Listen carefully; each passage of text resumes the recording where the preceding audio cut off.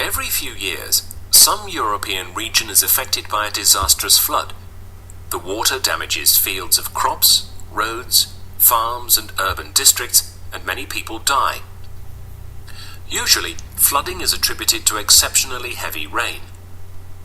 Long ago, the water that came from thawing snow and spring rains filled the flat bottoms of river valleys, and the areas that were flooded in spring were covered by forests, meadows, and peat bogs.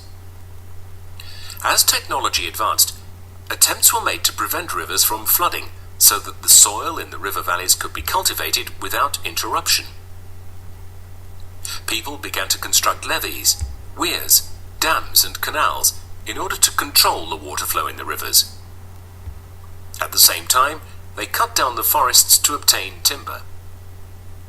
Therefore, the area of woodland steadily decreased, and the forests were replaced by fields and meadows. Forests retain a considerable proportion of rainwater. In comparison, fields and meadows have a far lower capacity and are unable to retain a substantial part of the precipitation water quickly coming from the rivers.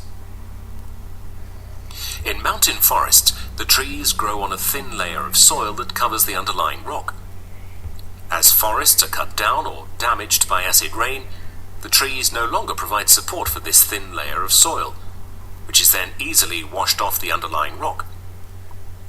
The rock's surface cannot absorb rainwater, which therefore flows down the mountainside very rapidly. As a result, most of the rainwater flows directly into the rivers. If these rivers have straight, narrow channels with raised levees, their shape favors the formation of a high, fast-moving flood wave. In most cases, the area between the riverbanks is sufficient to contain the rising water, but every few years or so, the preventive steps prove to be inadequate. What is worse, events like this reveal design errors, negligence in the maintenance of levees, and irresponsibility on the part of various people. All these factors contribute to inevitable tragedy.